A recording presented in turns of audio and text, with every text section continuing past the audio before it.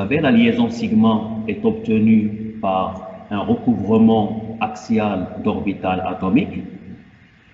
Ça nous donne une orbitale moléculaire qui est symétrique autour des deux atomes. Et cette symétrie permet à la molécule d'avoir des rotations autour de cette liaison. Donc la molécule peut prendre différentes conformations, différentes positions par rotation autour de cette liaison. Donc on va continuer sur cette partie. Je commence par partager l'écran avec vous.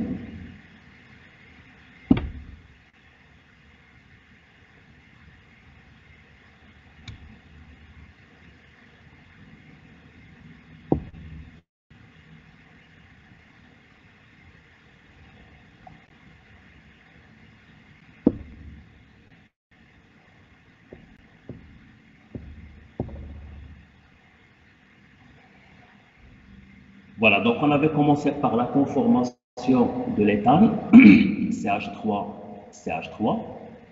Donc il s'agit d'une liaison sigma entre deux atomes de carbone. Cette liaison sigma, qui est obtenue par un recouvrement axial d'orbitales atomiques, ce sont les orbitales sp3, sp3. Donc ce recouvrement nous donne une symétrie, et avec cette symétrie autour de la liaison, on a la possibilité d'avoir une rotation autour de cette liaison. Donc la rotation autour de la liaison, si on garde par exemple ce carbone dans sa position, donc les hydrogènes restent dans leur position, et on fait une rotation de 60 degrés, eh bien cet hydrogène, en faisant la rotation,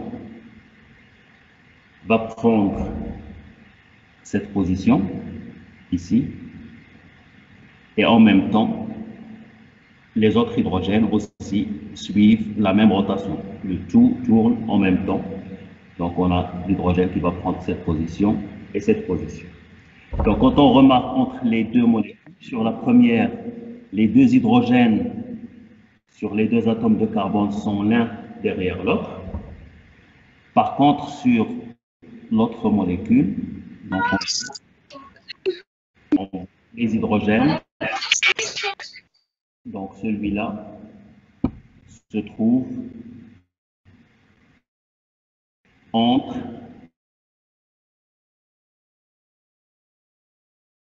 ces deux. Donc ça, on le voit en projection de Neumann, que nous avons décrit. Ces deux hydrogènes, alors que cet hydrogène se trouve avec un angle de 60 degrés par rapport aux deux autres hydrogènes. Il se trouve entre les deux hydrogènes. Alors pour cette conformation où les hydrogènes sont l'un derrière l'autre, on va l'appeler la conformation éclipsée.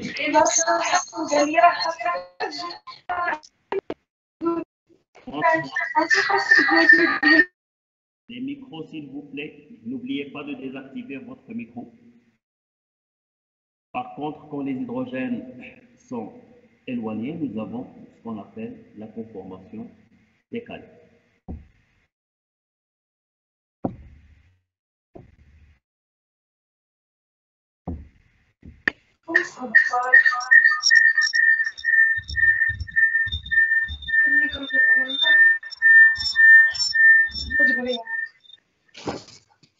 Vous désactivez vos micros.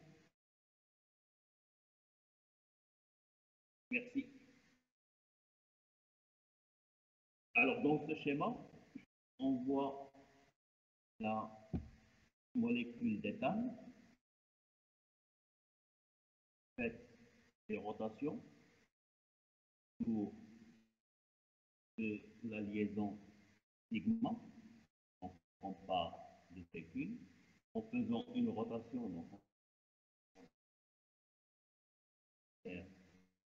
décalée. Une rotation de 60 degrés va nous donner une conformation éclipsée. Et là, les deux l'un derrière l'autre, même chose. encore une rotation de 60 degrés, on passe à la conformation décalée. Rotation décalée, éclipsée, décalée. On voit ici dans le modèle moléculaire, le modèle, c'est la même chose. On voit la conformation décalée, hydrogène entre ces deux hydrogènes, et la conformation après une rotation de 60 degrés. On a la conformation éclipsée, les deux hydrogènes l'un derrière l'autre. Une autre rotation de 60 degrés, on revient à une conformation décalée. Entre les deux. Je n'entends rien. Le son est loin. Pardon? Je n'entendais rien.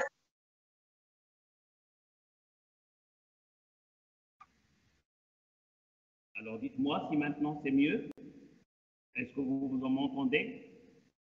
Pas encore, c'est un peu. Bon, normalement, j'ai le micro qui est installé. Alors je le règle un peu. Alors dites-moi maintenant. C'est mieux? Oui, c'est mieux. Oui, mais Parfait. Allez, on continue. Donc ici, on a nos conformations décalées et éclipsées de l'éthane.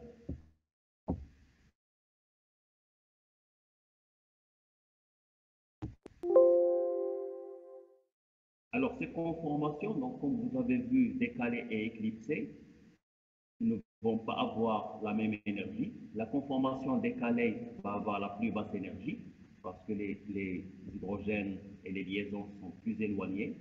Alors que dans la conformation éclipsée, on voit bien que les hydrogènes sont l'un derrière l'autre. Il y a plus d'interactions, ça nécessite plus d'énergie. Entre ces conformations, donc les autres vont avoir des énergies intermédiaires. Alors cette différence d'énergie qu'on a au niveau des deux conformations, c'est ce qu'on appelle la barrière de rotation. Donc à partir de là, on peut construire un diagramme qui correspond à la variation de l'énergie en fonction de l'angle de rotation. Alors ce diagramme, c'est ce que nous avons à ce niveau-là.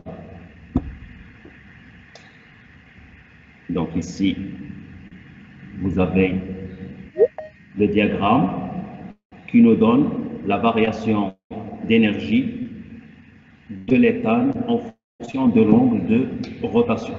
Alors dans la conformation décalée, ici, on voit que les hydrogènes sont éloignés l'un de l'autre. Ça nous donne une conformation la plus stable. Son énergie est là. Par contre, la conformation éclipsée, les deux hydrogènes sont l'un derrière l'autre, les deux autres hydrogènes aussi. Donc, il y a plus d'interactions. C'est la conformation la moins stable. Elle a la plus haute énergie. Elle est là. La différence entre les deux, donc c'est ce qu'on appelle la barrière de rotation. Elle est de l'ordre de 3 kcal par mol. Donc, si on part de la conformation ici décalée, si on part de cette conformation décalée, vous faites la rotation de 60 degrés, l'énergie d'interaction augmente, à 60 degrés, on arrive à la conformation éclipsée qui a la plus haute énergie. Eh bien, si on continue la rotation, eh bien, l'énergie va diminuer jusqu'à ce qu'on arrive à 60 degrés et on arrive à l'autre conformation décalée. Et ainsi de suite, on va passer de la conformation éclipsée à la conformation décalée. Les deux conformations les plus importantes, donc c'est la conformation éclipsée et la conformation décalée. Et entre les deux, il y a une infinité de conformations. donc ils sont toutes obtenues par rotation autour de la liaison sigma. Donc là, ça nous permet de dessiner le diagramme énergétique correspondant à cette molécule. Donc ça, c'est le cas de l'éthane. Alors maintenant, on va voir le butane. Par rapport à l'éthane, donc dans le butane, on a remplacé deux hydrogènes par des CH3.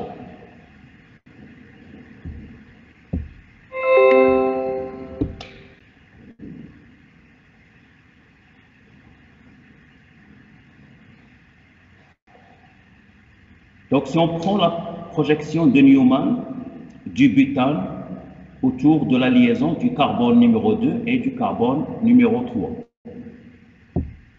Donc ici, on commence par cette conformation éclipsée. Le carbone 2 et le carbone 3. Et on a deux méthyles qui sont éclipsés l'un derrière l'autre. Vous avez ici les deux méthyles éclipsés l'un derrière l'autre. Comme si on a remplacé un hydrogène sur chacun des deux atomes de carbone. Donc si on fait une rotation de 60 degrés autour de la liaison, donc on fait tourner le carbone numéro 3, donc qui est dessiné ici en rouge, en faisant une rotation de 60 degrés vers la droite. Donc on voit bien que maintenant les deux méthyles sont décalés l'un par rapport à l'autre, par rapport à la première molécule où les deux méthyles étaient éclipsés. Alors, en même temps, donc, puisque la molécule a une géométrie tétraédrique, les deux hydrogènes sont aussi éclipsés l'un par rapport à l'autre dans la première molécule. Donc ici, les deux hydrogènes sont éclipsés de la même façon que les deux méthyles. En faisant la rotation de 60 degrés, donc les deux méthyles deviennent décalés. La même chose pour les hydrogènes, la même chose pour les hydrogènes. Donc là, on obtient une autre conformation, mais on peut continuer toujours la rotation. En faisant une rotation de 60 degrés, on obtient une autre conformation éclipsée, mais ici, on va voir qu'un méthyle est éclipsé par rapport à un hydrogène. Un méthyle éclipsé par rapport à l'hydrogène, alors que dans la première conformation, les deux méthyles étaient éclipsés. Donc c'est une autre conformation qui va être différente de la première. Contrairement à ce qu'on a vu dans l'éthane, en continuant à faire de rotation de 60 degrés, on passe de deux conformations, la conformation éclipsée et la conformation décalée. Alors on peut continuer les rotations de façon à faire une rotation totale et on obtient 6 conformations particulières A, B, C, D, E et F. Alors sur ces conformations, on a la conformation A, la conformation C et la conformation E. Donc A, C et E sont des conformations éclipsées. Par contre, les conformations B, D et F sont des conformations décalées.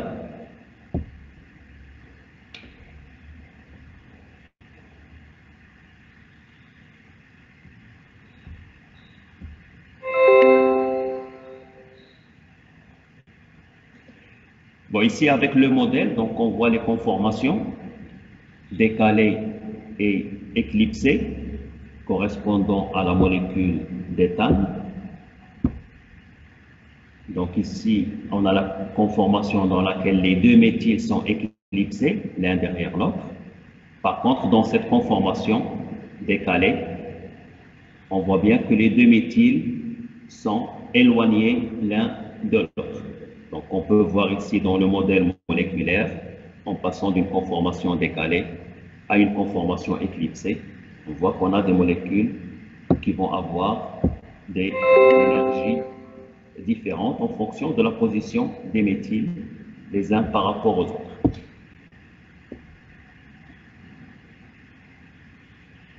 Donc ici, nos conformations. Alors, comme vous savez, le méthyle, c'est un CH3, un carbone tétrahydrique lié à 3 hydrogènes. Donc, ça occupe un certain volume qui est différent de l'hydrogène. Si on revient à l'éthane, où on n'avait que des hydrogènes, des petits atomes. Donc, ça veut dire que les deux méthyles, plus ils sont éloignés l'un de l'autre, moins il y a d'interaction, et donc la molécule est plus stable. Par contre, plus les hydrogènes sont rapprochés, eh bien plus il y aura d'interaction. Donc quand on regarde les différentes conformations, ici les deux méthyles sont proches l'un de l'autre, alors que dans cette conformation, les deux méthyles font un angle de 60 degrés l'un de l'autre. Donc l'interaction dans la première conformation entre les deux méthyles sera plus importante que l'interaction dans la deuxième conformation. Donc si on tient compte de la distance entre les deux méthyles, on peut estimer qualitativement une différence d'énergie entre ces différentes conformations de l'éthane. Alors, si vous regardez la conformation A, les deux méthyles sont éclipsés et on a les méthyles l'un derrière l'autre. Donc, il y a plus de gènes stériques, il y a plus d'interaction entre les deux méthyles. Ça nous donne la conformation la moins stable, qui aura la plus haute énergie. Par contre, la conformation D, ici devant vous, dans la conformation D, les deux méthyles sont le plus éloignés possible et en plus on a une conformation décalée qu'on appelle la conformation décalée Conti. Donc en la comparant aux autres conformations, c'est la conformation où il y a le moins d'interaction entre les deux méthyles. C'est donc la conformation qui a la plus basse énergie. C'est la conformation la plus stable. B et F, alors sont des conformations décalées, mais ici les méthyles sont proches. Il y a un angle de 60 degrés entre les deux méthyles. Donc ici, c'est ce qu'on appelle la conformation décalée gauche. Cette conformation va être moins stable que la conformation D, mais plus stable que la conformation A. Enfin, quand vous regardez les conformations C et E, il s'agit de conformations éclipsées, donc les liaisons sont les unes derrière les autres, mais par contre ici on a un méthyle éclipsé avec l'hydrogène, par rapport à la conformation A où on avait les deux méthyles qui étaient éclipsés. Donc cette conformation aura une énergie plus basse que l'énergie de la conformation A. Donc sera plus stable que la conformation A. Donc avec ce raisonnement, on peut classer ces conformations d'une façon qualitative par ordre de stabilité croissante. La conformation la moins stable, c'est la conformation A, suivie de la conformation C qui est identique à E du point de vue énergétique. Ensuite, B et F qui sont des conformations décalées. Et la conformation la plus stable, c'est la conformation D. Alors, on peut tracer un diagramme qui va nous donner la variation d'énergie de la conformation du butane en fonction de l'angle de rotation.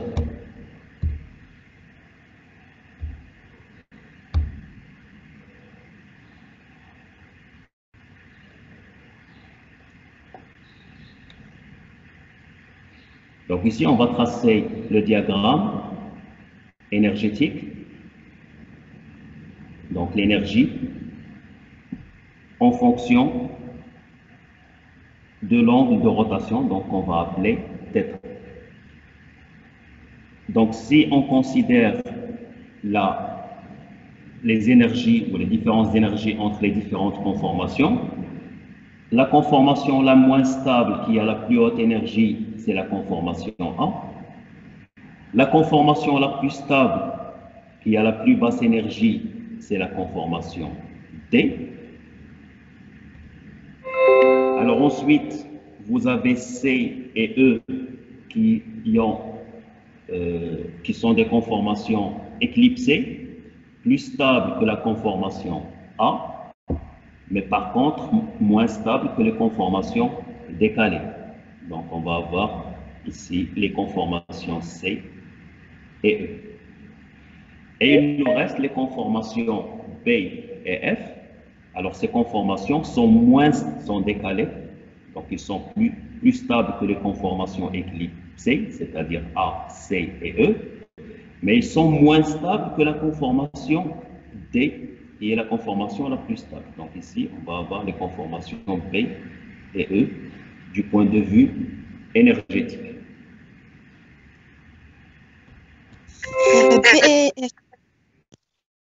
BF. Il s'agit de B et F. B et F, pardon.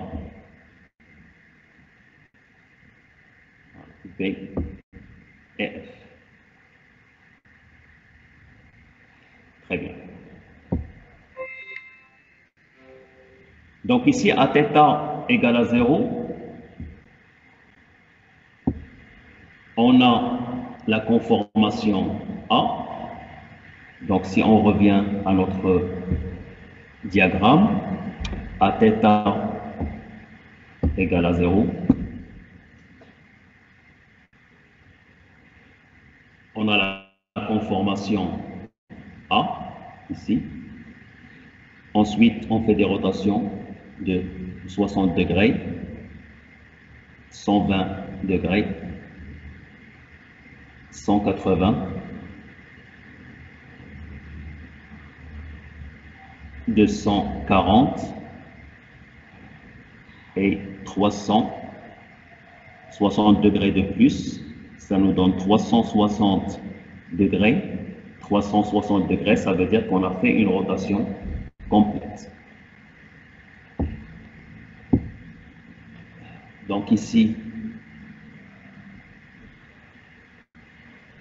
on a la valeur d'énergie de T, B et F, C et E, et la conformation la moins stable, c'est A. Alors, quand θ égale à 0, donc on est à la conformation A. À 60 degrés, on passe à la conformation B. Donc on est ici. À 120 degrés, c'est la conformation C. Ensuite, toujours avec 60 degrés de rotation, à 180, on va passer à la conformation D. La conformation D est là. 60 degrés, on passe à la conformation E. La conformation E, et là cette énergie. À 300 degrés, donc on va passer à la conformation F, cette énergie. Et si on fait encore une rotation de 360 degrés, on revient à la conformation A. On peut donc tracer le diagramme. Quand θ est égal à 0, donc on est au niveau de la conformation A. Si on fait la rotation autour de la liaison, les deux méthyles s'éloignent, donc l'énergie de la molécule diminue jusqu'à ce qu'on arrive à la conformation décalée B.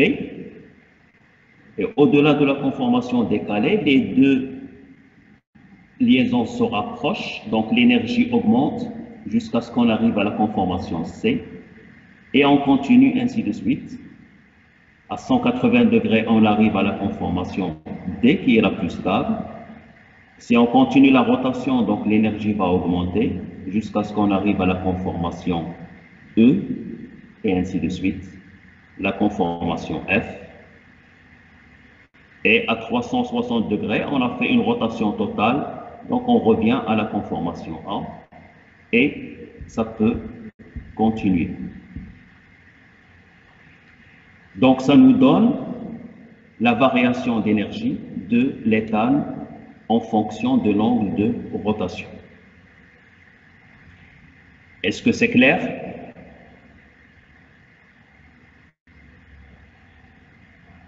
Oui, monsieur.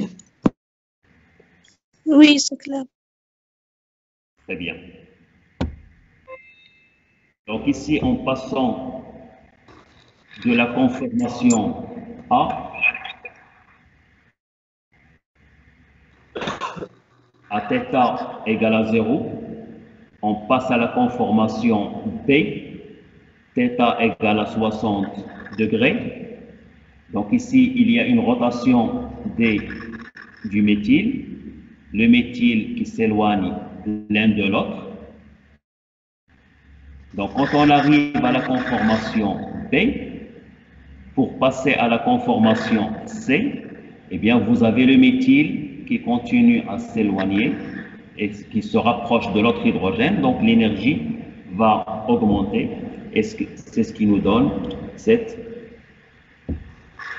ce diagramme énergétique, donc cette différence entre les différentes conformations. Donc pour passer de A à B, il y a une infinité de conformations et chaque conformation a une énergie correspondant à l'interaction qu'il y a entre les différentes parties de la molécule. Alors la différence énergétique entre les différentes conformations, donc là c'est ce qu'on appelle des barrières de rotation. Donc c'est l'énergie qu'il faut à la molécule pour passer d'une conformation à une autre. Alors en principe, pour ce type de molécules, donc ils sont à l'état gaz, ils ont assez d'énergie et la rotation se fait d'une façon simple. Donc la molécule n'est pas bloquée dans une conformation, on ne va pas la trouver bloquée dans la conformation décalée ou dans la conformation éclipsée. Mais par contre, la molécule, il y a une rotation tout le temps, donc ce qui permet d'avoir les différentes conformations au niveau de la molécule.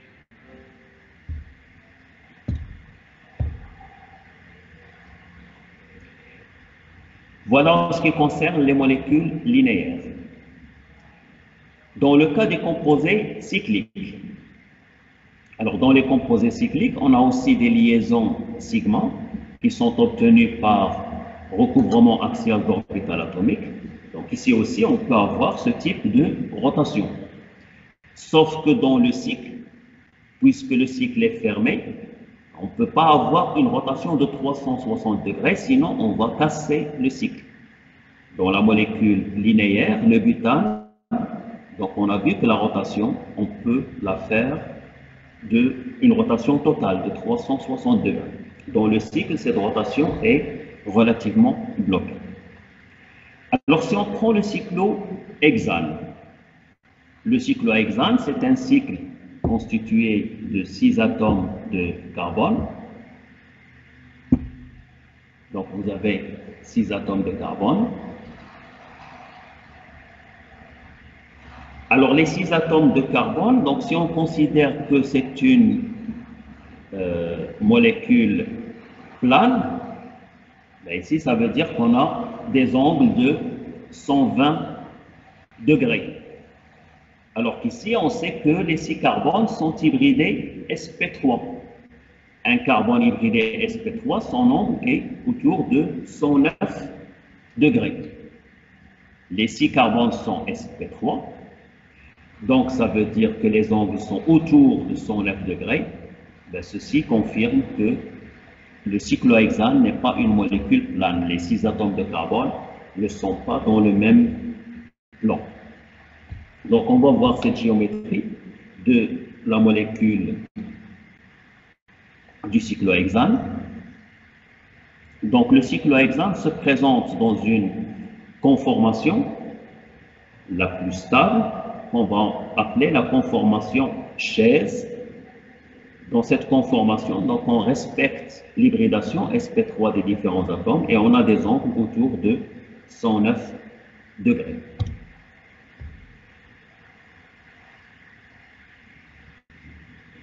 Alors, au niveau de la conformation chaise,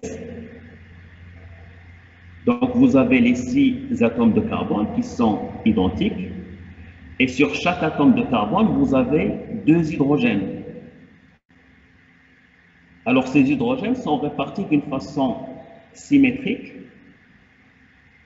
et les hydrogènes sont répartis en 2 types qu'on va appeler un hydrogène axial et l'hydrogène équatorial. Hydrogène axial et hydrogène équatorial. Sur chaque atome de carbone du cyclohexane, nous avons 2 hydrogènes. Donc ici, pour compléter la valence de chaque atome de carbone. Sur chaque atome de carbone, vous avez les 2 hydrogènes. Eh bien, les 2 hydrogènes sur l'atome de carbone, il y a un hydrogène axial, un hydrogène équatorial. Du point de vue géométrique, donc si on regarde ces hydrogènes, ils sont dessinés de cette façon. L'hydrogène axial, c'est ce qui est dessiné en rouge. L'hydrogène équatorial, c'est ce qui est dessiné en jaune. Pour les regarder avec plus de détails,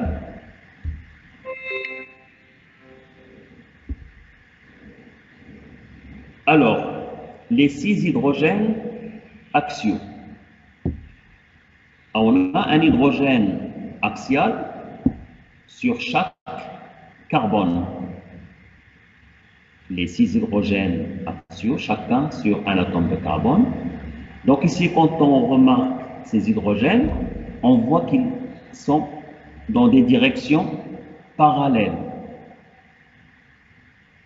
par rapport à cet axe.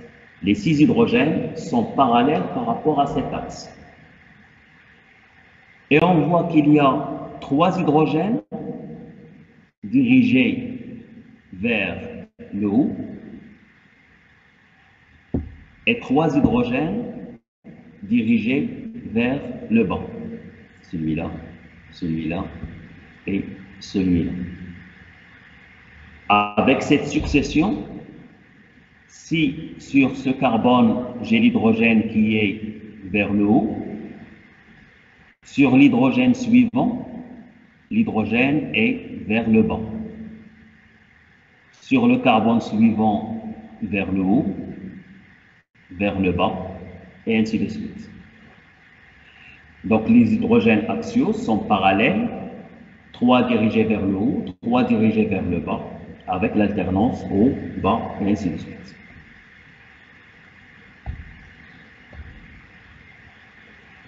Alors l'hydrogène équatorial. Donc là aussi, il y en a 6. Et il y a un hydrogène équatorial sur chacun des atomes de carbone qui constituent le cyclohexane. Alors pour trouver la géométrie ou le dessin de ces hydrogènes, donc contrairement à l'hydrogène axial, donc là ils ne sont pas parallèles, mais par contre ils sont dirigés vers l'extérieur du cycle. Donc là, quand on regarde ces hydrogènes, ils sont dirigés vers l'extérieur du cycle. Et quand on prend un hydrogène équatorial, donc pour regarder la liaison, Elle est parallèle à la liaison non adjacente. La liaison adjacente, c'est la liaison qui est à côté. La liaison non adjacente, c'est la liaison suivante. Donc, elle est parallèle à cette liaison. Donc ici, elle est parallèle. Et la direction, c'est l'inverse de la liaison axiale. La liaison axiale sur ce carbone, c'est celle-là. La liaison axiale, elle est ici, dirigée vers le haut. Donc ça veut dire que la liaison équatoriale va être dirigée vers le bas. Donc quand on va parler d'une liaison équatoriale, elle est parallèle à la liaison non adjacente et dirigée en sens opposé par rapport à la liaison axiale sur le même atome. Donc si on regarde une autre liaison équatoriale, celle-là, par exemple, je vais prendre une autre couleur. Donc si on prend cette liaison vers un hydrogène en position équatoriale, la liaison axiale, comme vous voyez ici, est dirigée vers le haut, donc la liaison va être dirigée vers le bas, et elle est parallèle à la liaison non adjacente. La liaison non adjacente, c'est celle-là. Donc elle est parallèle à cette liaison. Donc on voit bien qu'elle est parallèle et qu'elle est en sens opposé. Voilà, donc en ce qui concerne les deux types d'hydrogène que nous avons au niveau du cyclohexane. Des questions?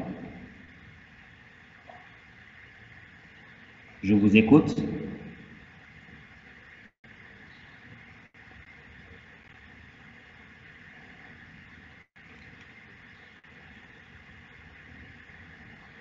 Oui, vous êtes toujours là? Est-ce qu'il y a une question?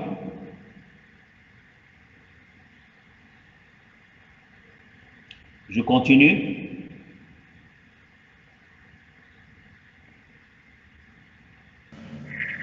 Oui, monsieur. Oui, monsieur. Parfait. On me rassurer de savoir que vous êtes toujours là. Bien.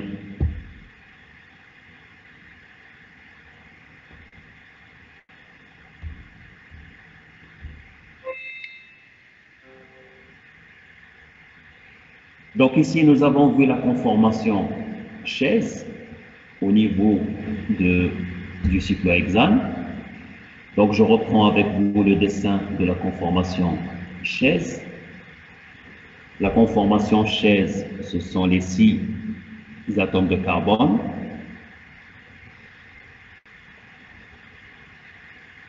Liés entre eux en forme cyclique. Les 6 atomes de carbone sont identiques. C'est un C6H12. On a donc 12 hydrogènes qui vont être répartis en hydrogène axial et hydrogène équatorial. Donc l'hydrogène axial sur ce carbone, il est dirigé vers le haut. Sur le carbone suivant, il va être dirigé d'une façon parallèle, mais en sens opposé, vers le bas. De la même façon, sur le carbone suivant, par rapport à celui-là, le carbone suivant, j'ai ici l'hydrogène qui est vers le haut, la position axiale. Ici, il va être vers le bas. Hydrogène axial, hydrogène axial. Alors, on continue sur les autres liaisons. Donc ici, il va être dirigé vers le haut, vers le bas et vers le haut. Donc là, on a dessiné les 6 hydrogènes en position axiale.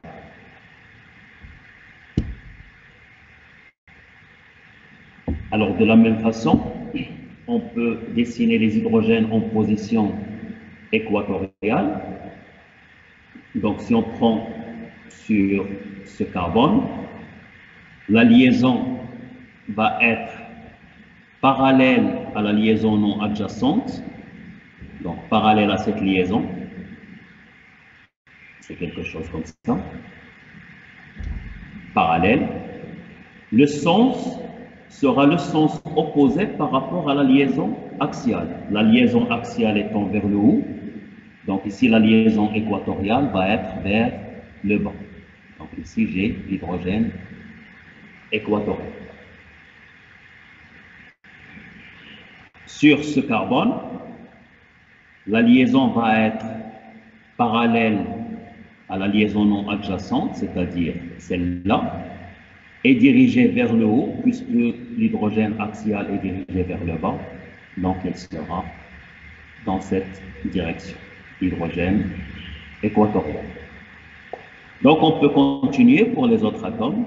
Je vais avoir ici l'hydrogène équatorial. Ici, dans cette direction, un hydrogène. J'ai ici un hydrogène. Et le dernier, je vais l'avoir ici. Donc là, ça nous permet de dessiner le cyclohexane dans sa conformation chaise. C'est bon?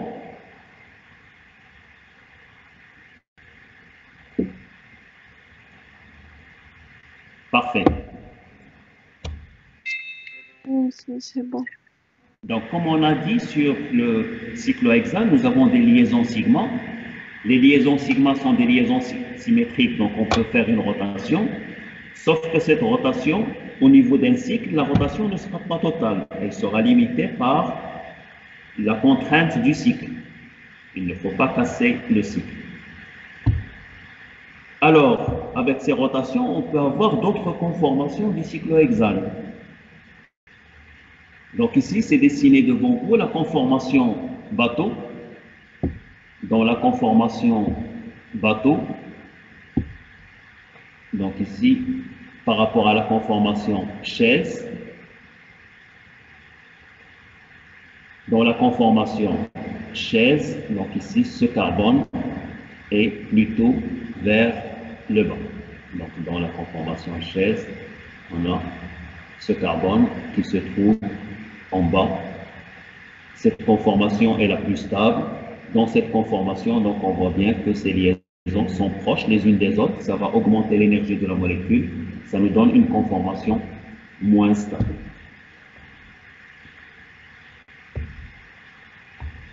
Donc là, nous avons par libre rotation autour des liaisons sigma. On peut passer d'une conformation chaise à une conformation bateau, comme ce qu'on a vu au niveau du butane. On peut passer d'une conformation à une autre par simple rotation. Donc ici, vous avez la conformation chaise, à partir de laquelle on peut passer à une conformation bateau, et à partir de laquelle on peut passer à une conformation chaise. Bon, ici, il ne s'agit pas d'une réaction chimique, donc même s'il y a ce signe, mais il s'agit tout simplement de la même molécule. C'est le cyclohexane, et qui peut se trouver dans une conformation chaise ou dans une conformation bateau. Et le passage de l'une à l'autre, si l'énergie le permet, la barrière de rotation, la molécule peut passer d'une conformation à une autre.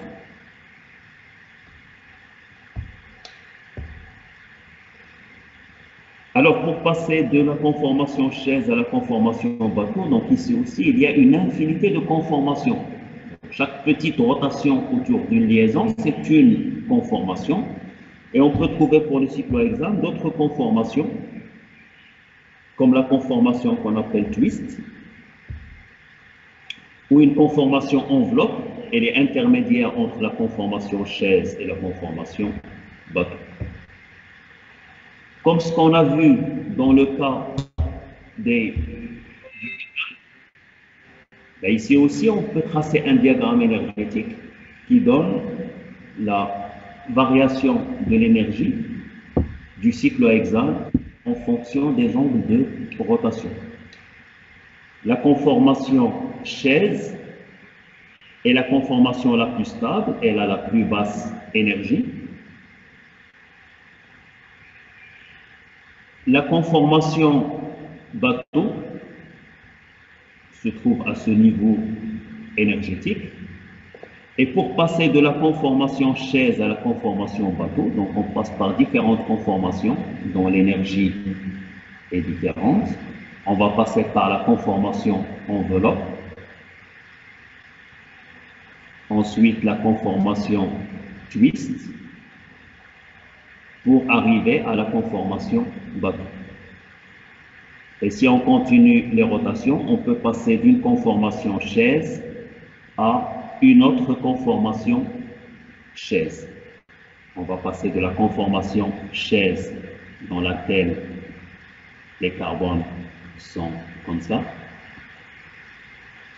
à l'autre conformation chaise dans laquelle maintenant, par libre rotation, donc ce carbone qui était en haut va vers le bas en faisant des rotations autour de la liaison, et ce carbone qui était en bas se place ici en haut, et ce carbone ici en bas, tout simplement par rotation autour des liaisons sigma. Donc ici dans ce schéma, vous avez les diagrammes énergétiques qui nous montrent les différentes conformations qu'on peut avoir pour le cyclohexane.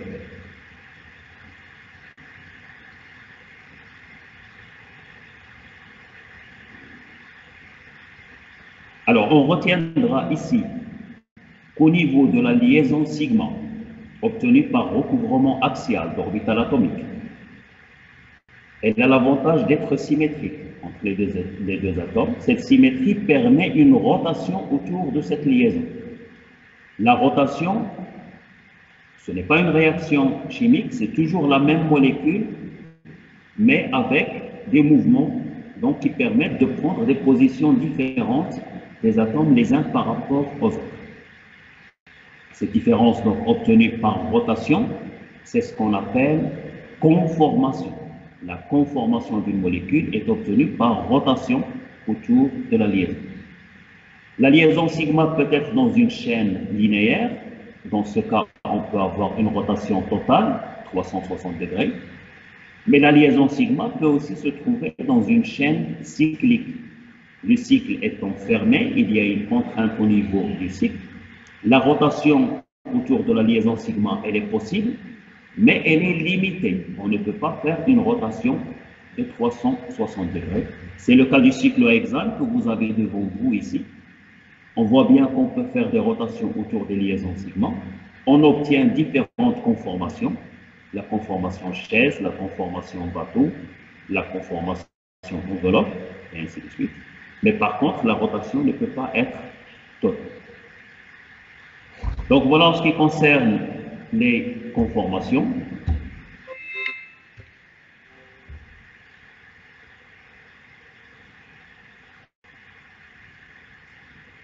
Est-ce que vous avez des questions avant qu'on ne passe au paragraphe suivant? Je vous écoute.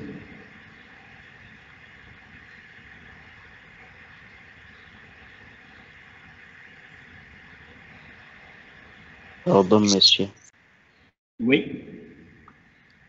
J'ai pas bien compris l'interprétation que vous avez donnée à la courbe précédente. Où vous parliez de conformation enveloppe, conformation bateau. Oui. Et conformation chaise. Oui. Bon, je ne me suis pas bien localisé sur la courbe là. D'accord.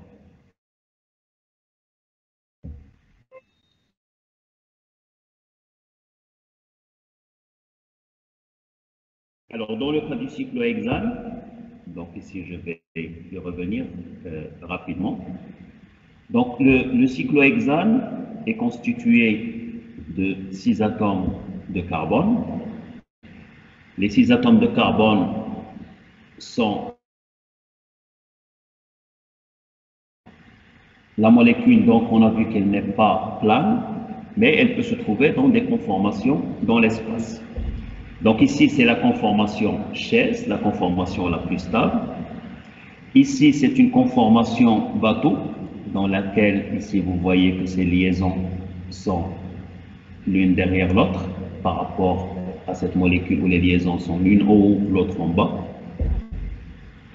On peut passer de la conformation chaise à la conformation bateau par rotation autour de liaison sigma. Ce passage peut se faire à travers d'autres conformations, comme ici la conformation enveloppe. On voit bien les 6 atomes de carbone et dans une conformation qui ressemble à une enveloppe, on l'appelle enveloppe, ou éventuellement la conformation twist. Eh bien, au niveau de ces conformations, c'est toujours la même molécule, c'est toujours le cyclohexane, sauf que pour la molécule, donc on va passer d'une conformation à une autre.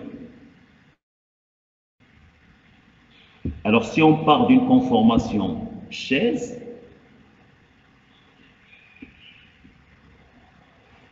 ici, j'ai la conformation chaise, je ne représente pas les hydrogènes pour que ce soit plus simple. Donc, dans la conformation chaise, si je fais des rotations autour de ces liaisons, autour de cette partie de la molécule, et je fais ce carbone vers le haut.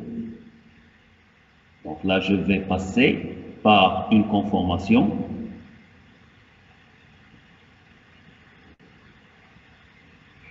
dans laquelle ce carbone, il va un petit peu vers le haut. Pour passer de celle-là, chaise, à cette conformation enveloppe, ce n'est pas une réaction, mais c'est juste une rotation autour de liaison sigma. Alors dans cette conformation enveloppe, c'est celle-là. L'interaction entre les différents atomes n'est pas la même. L'interaction dans la conformation enveloppe est différente de l'interaction dans la conformation chaise. Ils vont avoir des énergies différentes. Effectivement, la conformation chaise se trouve à ce niveau d'énergie. L'énergie ici, on représente l'énergie. Et la conformation enveloppe se trouve à ce niveau d'énergie. Eh bien, si vous continuez à faire des rotations autour des liaisons, ben on va passer d'une conformation à l'autre. Ici, la conformation enveloppe, en faisant les rotations, elle va passer par la conformation twist pour arriver à la conformation bateau. Dans la conformation bateau,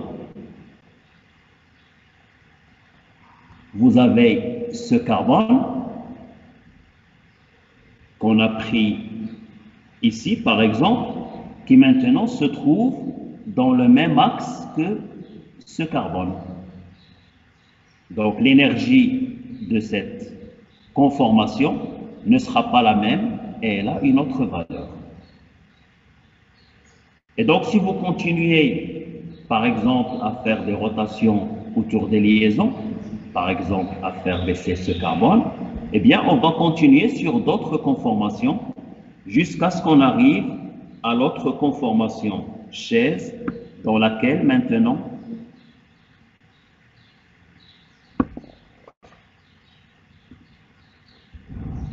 vous aurez cette forme de la molécule.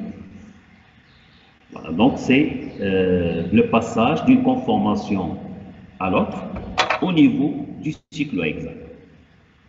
Voilà, c'est ce que je peux vous apporter à propos de ce diagramme énergétique. Alors, si l'occasion nous le permet, si la situation devient possible et vous pouvez nous rejoindre ici à la FST, on aura l'occasion de faire des séances de travaux pratiques dans lesquelles on vous proposera des modèles moléculaires qui vont vous permettre de de voir ces géométries de la molécule et d'apprécier justement cette rotation autour des liaisons pour voir les différentes conformations. Donc, on essaiera de vous organiser les travaux pratiques de façon à bien voir à une grande échelle ce qui se passe au niveau des molécules à très petite échelle. Alors, on va voir maintenant les projections des molécules organiques. Donc, les molécules organiques, pour les étudier, on les dessine. Et quand on dessine, bon, ici devant vous, donc je dessine sur l'écran, vous écrivez sur une page, on peut dessiner sur le tableau.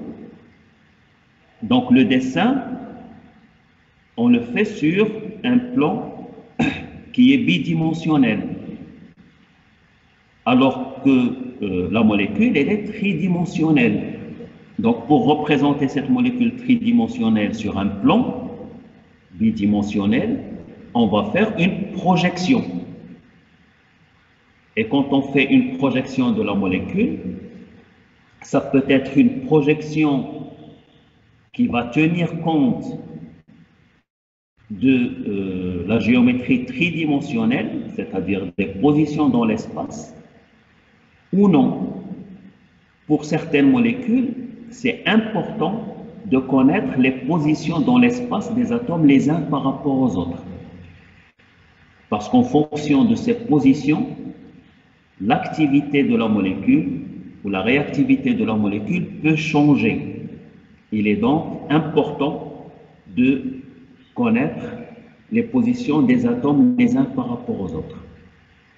Et quand on fait une projection dans le plan, ben, il faut tenir compte de ces positions. Donc c'est pour cela qu'on définit des projections spécifiques qui nous permettent de dessiner la molécule tout en respectant les positions dans l'espace. Bon, c'est ce qu'on va essayer de voir dans ce paragraphe, donc juste pour nous situer et utiliser le même langage, utiliser les mêmes projections. Alors, il y a la formule développée spatiale. Alors, dans cette formule, donc bien sûr, quand on fait une projection, on utilise des signes qui nous permettent d'apprécier les positions. Donc, dans cette projection spatiale, alors ici, quand on représente un carbone sp3, ici le carbone sp3, il a une géométrie tétraédrique qui n'est pas dans le plan, mais ici on le représente en projection et ça nous permet de voir les positions dans l'espace. Quand on fait un trait plein, ça correspond à une liaison dans le plan. Une liaison dessinée de cette façon nous indique que cette liaison est vers l'avant du plan. Elle est dirigée en avant, vers nous, vers l'observateur. Et Z, avec ce signe, il est dirigé vers l'arrière. Donc, quand je regarde la molécule, je vois que cette liaison est vers l'arrière. Alors, ce type de projection donc, nous permet de voir, par exemple, que Y et bêta se trouvent du même côté par rapport au plan. Donc, tous les deux sont dirigés vers l'avant. Donc ici, c'est une projection dans le plan, mais avec les signes utilisés, elle nous permet de voir la molécule dans l'espace. Donc ça, c'est ce qu'on appelle la formule développée spatiale.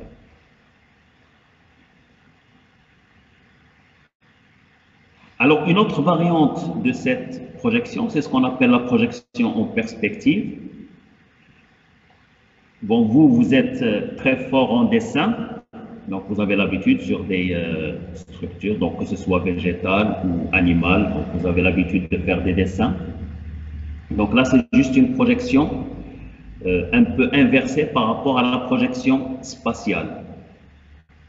Donc quand vous regardez cette molécule, vous appréciez aussi que bêta se trouve du même côté que Y, par rapport à cet axe par exemple. à l'axe de la liaison.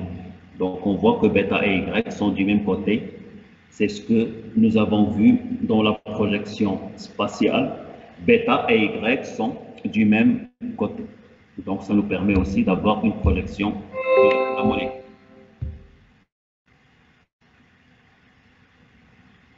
Alors on peut aussi trouver la projection de Newman. C'est ce qu'on a vu la dernière fois. Donc c'est une projection dans laquelle on regarde la molécule dans l'axe carbone-carbone. Ici, par exemple, on regarde la molécule de ce côté-là, dans cet axe. C'est d'ici que se place l'observateur, l'axe de la liaison carbone-carbone, et on place un cercle ici au milieu. Le cercle qu'on place ici, on va avoir un carbone en avant par rapport au cercle, ici, et un carbone en arrière par rapport au cercle. Donc ça nous donne la projection de la molécule, qu'on appelle projection de Newman. Et ici aussi, vous pouvez observer que bêta et Y se trouvent du même côté, comme ce qu'on a vu dans les autres projections. Bêta et Y se trouvent du même côté.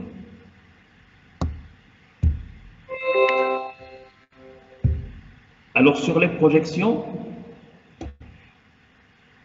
il y a ce qu'on appelle la projection de Fischer. Alors c'est une projection qui est très importante au niveau des molécules organiques, parce que c'est une projection dans le plan, comme vous voyez le schéma ici. Mais cette projection dans le plan, on peut la voir dans l'espace. Donc pour cela, il y a des conventions qui permettent de dessiner cette molécule tout en respectant les positions dans l'espace. C'est une projection plane, mais quand on regarde la molécule, on la voit dans l'espace.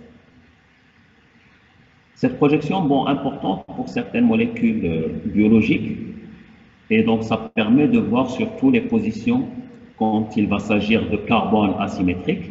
Donc on aura l'occasion d'en discuter plus tard. Ces molécules avec un carbone asymétrique ont des particularités spécifiques et les positions dans l'espace sont importantes, et cette projection nous permet de conserver ces positions dans l'espace. Alors comment on dessine la projection de Fischer? Donc il y a des conventions. Conventions, donc c'est-à-dire il y a certaines règles qu'il faut respecter pour bien dessiner la molécule en projection de Fischer. Alors sur la verticale, c'est l'axe, c'est cet axe qu'on dessine. Donc la molécule elle est dessinée avec un axe vertical. Sur la verticale, on va placer la chaîne principale. La chaîne principale. La chaîne principale, c'est ce que nous avons vu dans la nomenclature. Quand on veut nommer une molécule, la première des choses, une fois qu'on a la fonction prioritaire, on va chercher une chaîne carbonée. Les molécules organiques sont constituées d'atomes de carbone. Il y a toujours une chaîne. Parmi les chaînes carbonées, parmi les successions d'atomes de carbone, il y a une qu'on va choisir selon les règles de la nomenclature et qu'on appelle chaîne principale. Alors ici, sur la verticale, on va placer la chaîne principale avec le carbone de plus bas indice qui va être en haut. Le carbone de plus bas indice qui va être en haut. Donc ici, cette chaîne, c'est une succession d'atomes de carbone, c'est la chaîne carbonée, la chaîne principale, avec en haut le carbone de plus bas indice.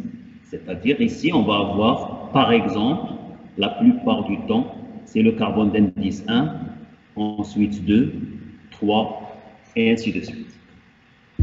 Donc ça, c'est la première convention. Sur la verticale, avoir la chaîne principale, le carbone de plus bas indice doit être en haut.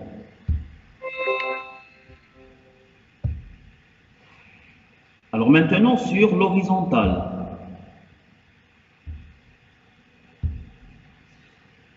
Donc on avait la chaîne principale sur la verticale.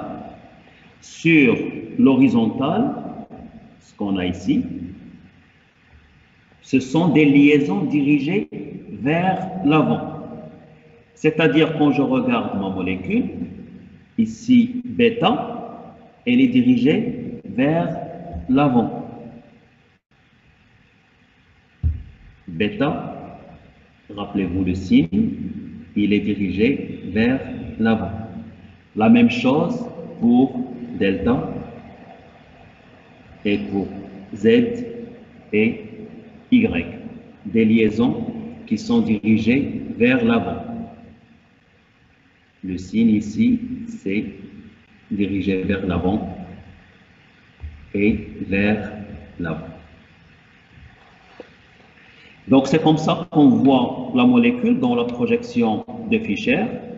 Nous avons sur la verticale ici la chaîne principale avec le carbone de plus bas indice qui doit être en haut de chaîne.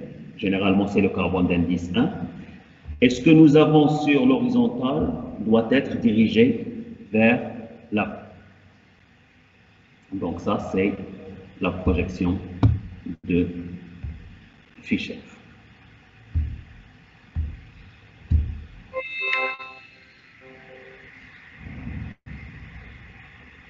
Alors, vous avez un exemple ici.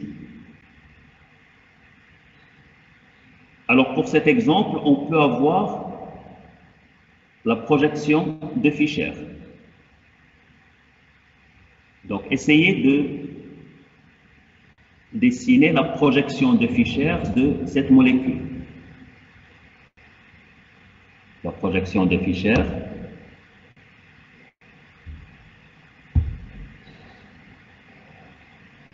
Elle va être comme ça.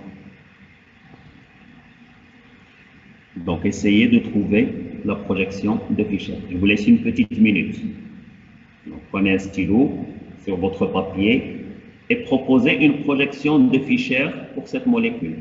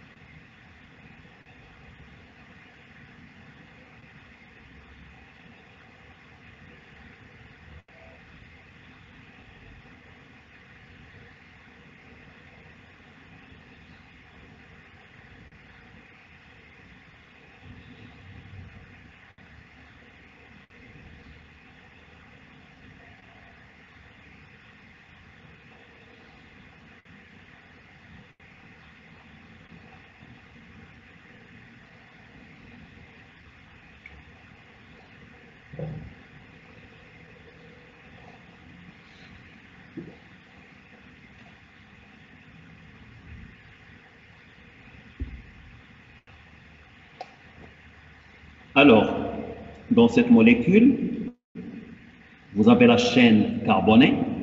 J'ai ici un carbone, et ici un carbone, c'est un CH3.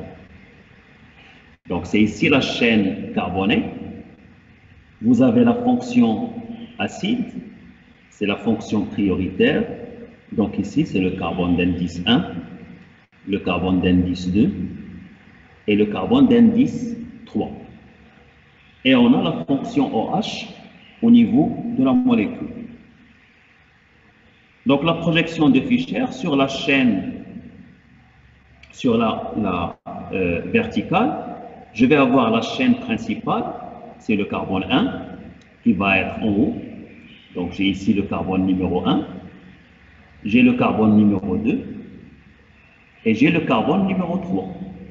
Le carbone numéro 1, il contient la fonction acide. Donc j'ai ma chaîne principale, ici c'est le CH3.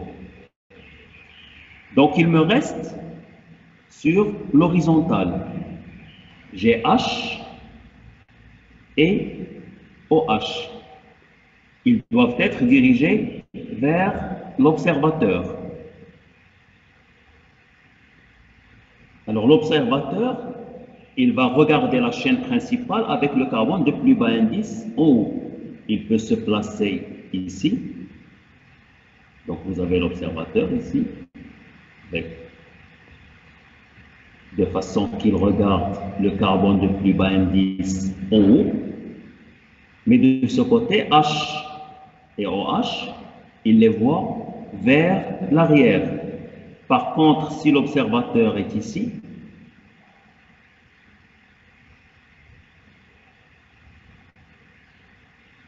il voit toujours le carbone de plus bas indice en haut, mais maintenant H et OH sont dirigés vers l'observateur, sont dirigés vers l'avant. Alors ici, qu'est-ce qu'il observe? Donc, on va garder cette... On ne regarde pas de ce côté, mais on regarde de ce côté. Alors l'observateur, qu'est-ce qu'il voit? L'hydrogène. Ici, du moment qu'il est dirigé vers l'arrière, donc si je regarde de ce côté, je le vois du côté de ma main droite, du côté droit. Donc si je reviens sur la projection, eh bien l'hydrogène, je le vois du côté droit, à ma droite. OH, qui est dirigé vers l'avant, donc ici, toujours pour l'observateur, il le voit plutôt à gauche. OH se trouve ici, à gauche. J'ai donc ici la projection de Fischer de ma molécule. Donc si je l'écris, j'ai la fonction CO2H, le CH3, H et OH. Donc là, c'est la projection de Fischer pour ma molécule. C'est clair? Et si vous avez des questions, n'hésitez pas. Donc cette elle est importante pour dessiner les molécules, donc je préfère y passer un peu plus de temps pour que ce soit clair pour tout le monde. Oui? Allez-y. Ici, pourquoi on ne voit pas la molécule de l'autre côté? Comment? Essayez de parler un peu plus fort, je n'ai pas bien entendu. Pourquoi on ne voit pas la molécule de l'autre côté? D'accord, très bien. Est-ce que quelqu'un peut répondre?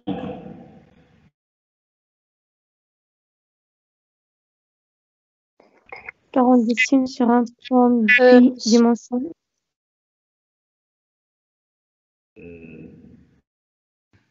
Alors, De l'autre côté, on ne peut pas voir l'hydrogène et OH. On ne peut pas les localiser, ils sont derrière. À l'autre côté, on va voir l'hydrogène et OH dans l'arrière, pas en avant. Tout à fait, parfait, c'est ça.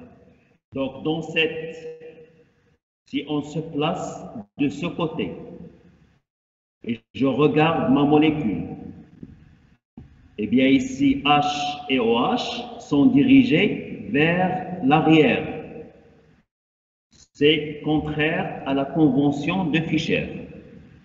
H et OH doivent être dirigés vers l'avant. Donc, si je me place ici, en regardant ma molécule, H et OH, je les vois vers l'avant. Donc ici, ça correspond à la convention de Fischer. Donc sur l'horizontale, ici, Z et Y, les liaisons doivent être dirigées vers l'avant. Donc, je dois me placer de façon à voir ces liaisons dirigées vers l'avant. Donc, pour cette molécule, nous avons la projection de Fischer. Alors, je vous donne un autre exemple. Donc, ici aussi, je vous laisse quelques minutes. Pour cette molécule, vous pouvez faire la projection en perspective, vous pouvez faire la projection de Newman et vous pouvez aussi faire la projection de Fischer. Donc, allez-y, je vous laisse 3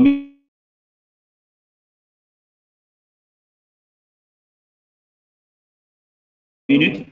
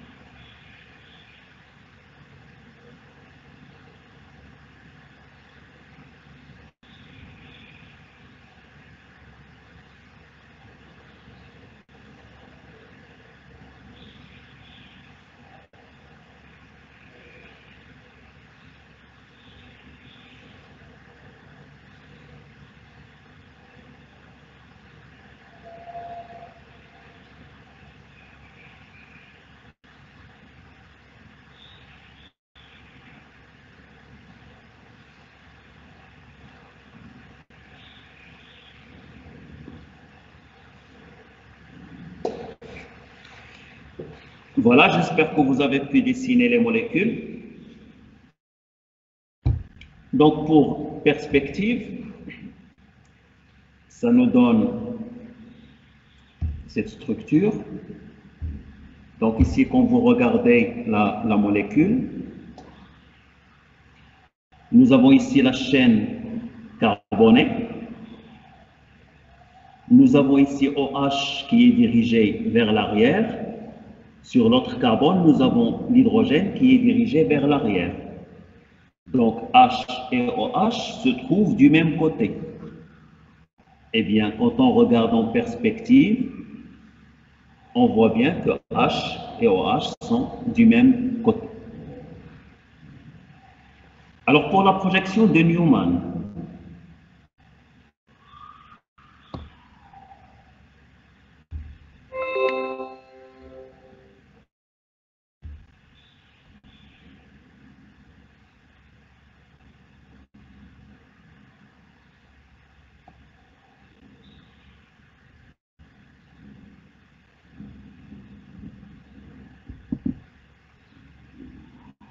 pour faire la projection de Newman, je vais regarder par exemple ma molécule de ce côté-là, dans l'axe carbone-carbone. J'ai la liaison entre les deux atomes de carbone. Alors la liaison entre les deux, je vais voir un plan au milieu. Ce plan, je le représente par un cercle. Je vais avoir un carbone qui est en avant par rapport au cercle et un carbone qui est en arrière par rapport au cercle. Alors pour le carbone qui est en avant, en regardant ici, il est en avant, donc ce carbone se trouve ici, devant le cercle. Qu'est-ce que je vois? Une liaison vers un CH3 dirigée vers le bas, et je la vois devant le cercle. Je l'écris devant le cercle, vers un CH3. Toujours en regardant de ce côté, le chlore, ici, qui est vers le haut et va à droite, je le vois de ce côté, le chlore. Et l'hydrogène, qui est dirigé vers l'arrière, il est de ce côté-là.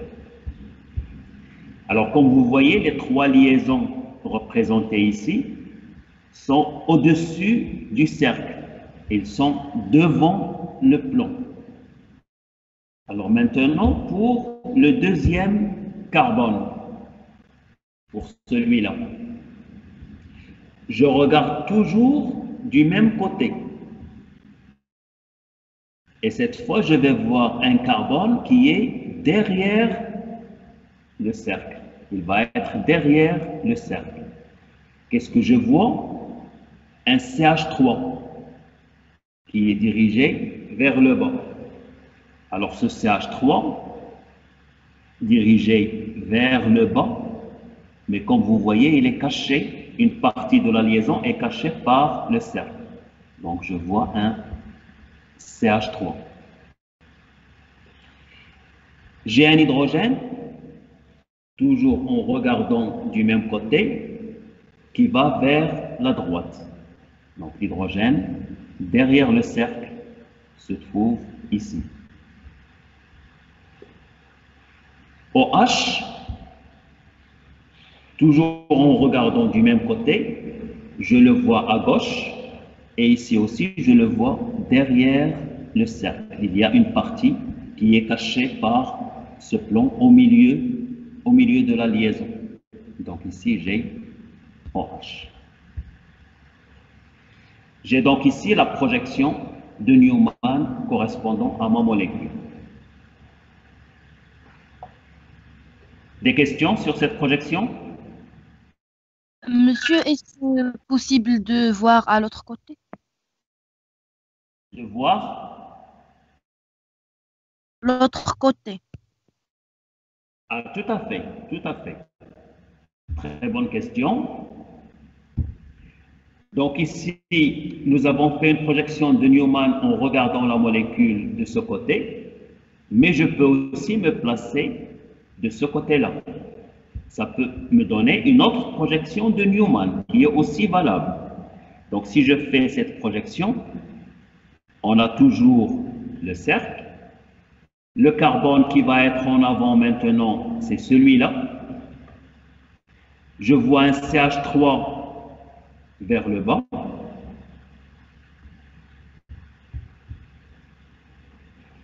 H à gauche et OH à droite. Donc ça sur le carbone qui est en avant par rapport à l'observateur. Pour le deuxième carbone, j'ai aussi un CH3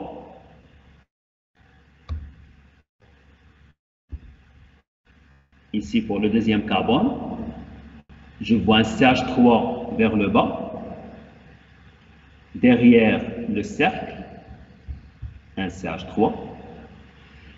J'ai un chlore ici à gauche, j'ai le chlore.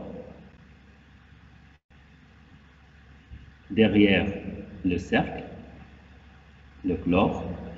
Et j'ai l'hydrogène qui va vers la droite. J'ai l'hydrogène qui est de ce côté-là, derrière le cercle. Donc là, c'est une autre projection de Newman. Donc, selon le sens d'observation, si je regarde de ce côté, j'obtiens cette projection. Et si je regarde de ce côté-là, j'obtiens cette projection. Et ce qu'on peut remarquer au niveau des deux projections, par exemple ici H et OH sont du même côté. H et OH sont du même côté. Ici, quand vous prenez H, OH et H, là, les deux sont dirigés vers l'arrière, les deux sont du même côté. C'est bon, c'est clair?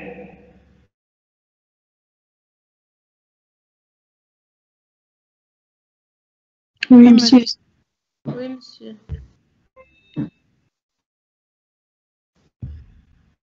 Donc ici, vous avez la première projection de Newman et la deuxième projection de Newman. Selon que vous regardez du côté du carbone dessiné en jaune, qui est vers l'avant, ou du côté du carbone bleu, qui est dirigé vers l'avant. Donc là, ça vous permet d'avoir les deux projections de Newman possibles. La projection de Fischer.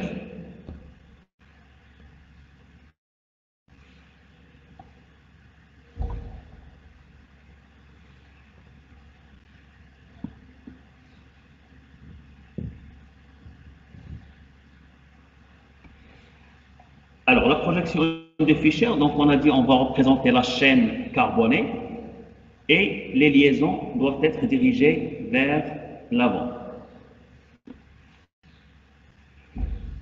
Donc, si on regarde du point de vue nomenclature, la chaîne carbonée,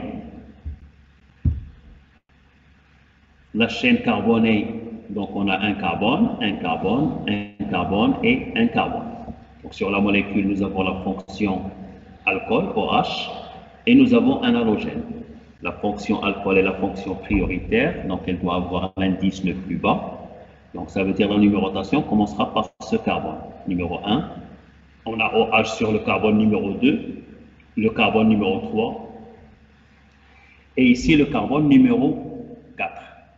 Donc, si on représente la chaîne carbonée, carbone 1, le carbone numéro 2, le carbone numéro 3 et le carbone numéro 4. Le carbone numéro 1, c'est un CH3. Et le carbone numéro 4, c'est aussi un CH3. Alors, sur le carbone numéro 2, on va avoir H et OH. On peut avoir H, OH ou OH et H. Une seule est correcte selon la convention de la projection de Fischer. Donc, pour avoir la position de H et OH, il faut regarder la molécule de façon que H et OH soient dirigés vers l'avant. Je peux regarder la molécule de ce côté ou de ce côté.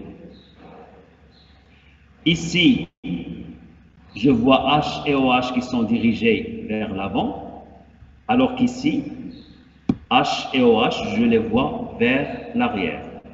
Donc, je ne regarde pas la molécule de ce côté, mais par contre, je vais regarder la molécule de ce côté-là. Et je dois me placer de façon que le carbone de plus bas indice, je le vois en haut. Ce carbone est en haut. Donc, je me place comme ça. Je regarde ma molécule. Alors, qu'est-ce que je vois? H, qui est ici, vers l'avant. En regardant de ce côté-là, cet hydrogène, je le vois à droite. Donc, l'hydrogène se trouve à droite.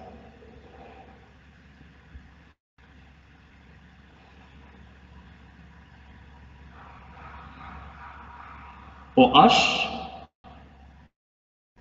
qui est dirigé vers l'arrière, en regardant toujours du même côté, eh bien OH, je le vois de ce côté-là. OH.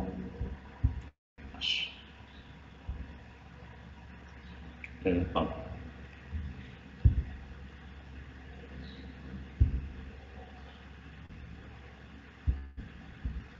Donc j'ai H et OH.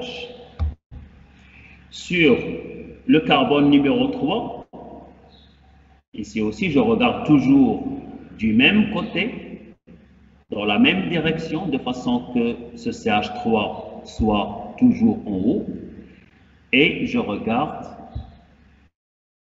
le chlore, je le vois ici à droite, et l'hydrogène qui est dirigé vers l'arrière, je le vois à gauche. Et donc, ça me donne la projection de Fischer de ma molécule qu'on va dessiner comme ça. CH3, CH3, HCl, OH et H.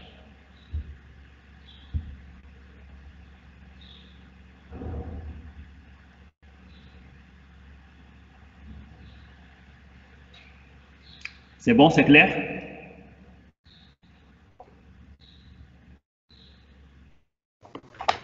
Oui, monsieur. Oui. D'accord. Oui, monsieur. Très bien. Donc ici, pour notre molécule, nous avons la projection de Fischer. Et comme c'est la projection de la même molécule, donc ici vous avez OH et H, tous les deux dirigés vers l'arrière, donc ils sont du même côté. Eh bien, je retrouve H et OH du même côté. Dans la projection de Newman, j'ai H et OH du même côté. Et dans la projection de Fischer, j'ai H et OH du même côté. Donc, puisque c'est la même molécule, donc normalement, une projection dans le plan doit respecter les positions dans l'espace. Voilà, donc c'est bon pour la séance d'aujourd'hui.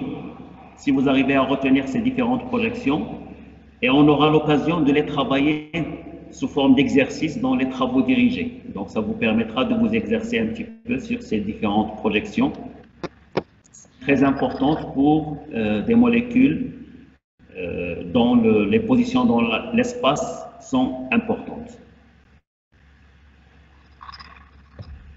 Donc voilà pour la séance d'aujourd'hui. Oui. J'ai pas bien compris le barrière de rotation. Alors, pour les barrières de rotation,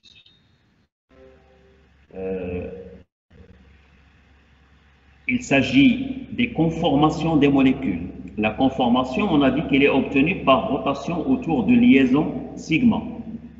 Alors, quand on fait ces rotations, dans la molécule, les atomes changent de position les uns par rapport aux autres. Ils peuvent se rapprocher ou s'éloigner. En se rapprochant, il y a plus d'interactions, donc l'énergie de la molécule augmente, la molécule devient moins stable. Donc ça veut dire qu'au cours de ces rotations, nous avons un changement énergétique de la molécule. Et pour passer d'une conformation à une autre, il y a une différence d'énergie. Cette différence d'énergie, c'est ce qu'on appelle la barrière énergétique. C'est-à-dire l'énergie nécessaire pour passer d'une conformation à une autre. Vous aurez un exemple en travaux dirigés qui vous permettra de revoir un petit peu cette partie. Donc voilà, je ne vous retiens pas plus longtemps. Merci pour votre présence. Je vous souhaite une bonne journée. Faites attention à vous, protégez-vous et portez-vous bien. Je vous donne rendez-vous la semaine prochaine. Merci, monsieur. Merci, monsieur. Merci à vous, monsieur. Au revoir. Merci, monsieur.